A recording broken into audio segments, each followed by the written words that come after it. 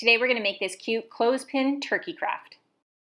The supplies you're going to need are scissors, a pencil, glue, paper in a variety of different colors. I've used some beautiful fall colors. I have yellow, red, orange, and brown, a clothespin, and some googly eyes. Let's get started.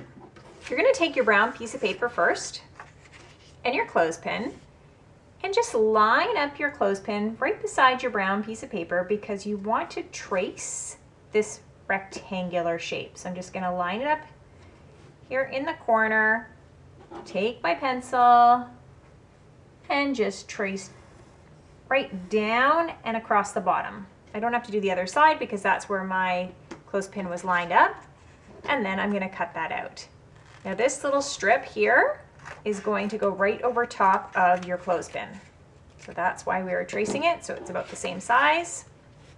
I'm going to take my clothespin, I'm going to put some glue right on that little strip and glue it right on my clothespin.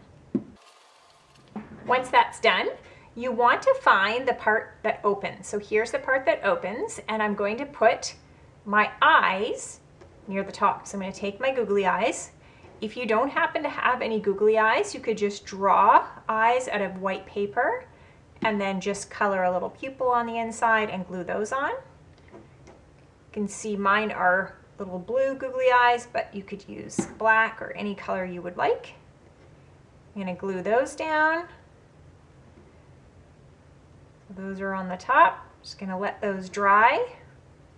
Then I am going to take all of the papers that I have. So I'm going to take my brown, I'm going to layer my papers on because I find this will be much easier to cut when I'm done. But if you don't want to do this, you could cut all of these out individually. So I'm just going to layer them. So I've got my brown, my orange, my red, and my yellow. So I'm layering them all up. Then I'm going to fold the piece of papers. So all of these are together, and then I'm folding them in half. I'm going to take my pencil to the bottom of my page. I'm going to draw a straight line down, skip over, draw another straight line down, go back to that first line. I'm going to curve up to the top, stop at the top, and then try to do the same thing on the other side and curve around to the bottom. Now that my feather is drawn, I am ready to cut it out.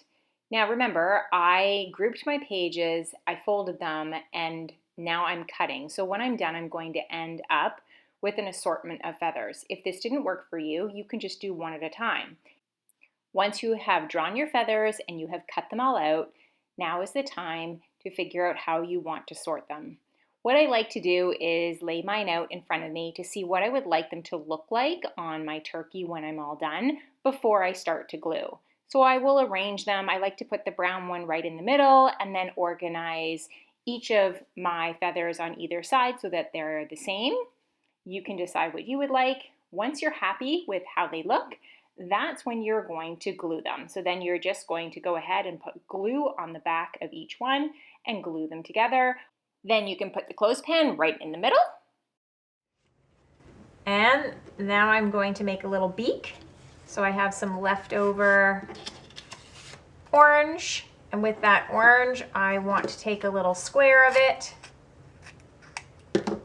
I'm going to fold it in half. And I want to find the folded piece here. So there's the folded piece. Put my finger on the folded piece because I don't want to cut that out. I want to make sure that stays. And I'm going to make a little triangle. So I'm going to start up at the top, diagonal line to the left, back to the top, diagonal line to the right, and then I'm going to cut that out. Now remember, my fingers are on that little fold because I want that fold to stay together. And that will be my little beak.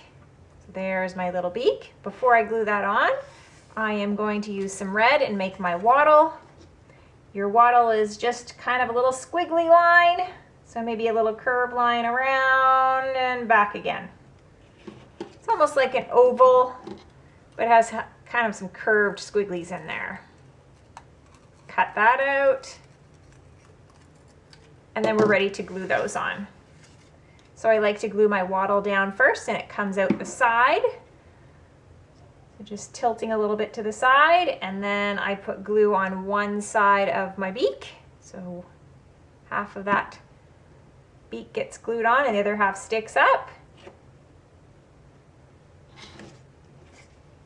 And there you have it. Can even stand up.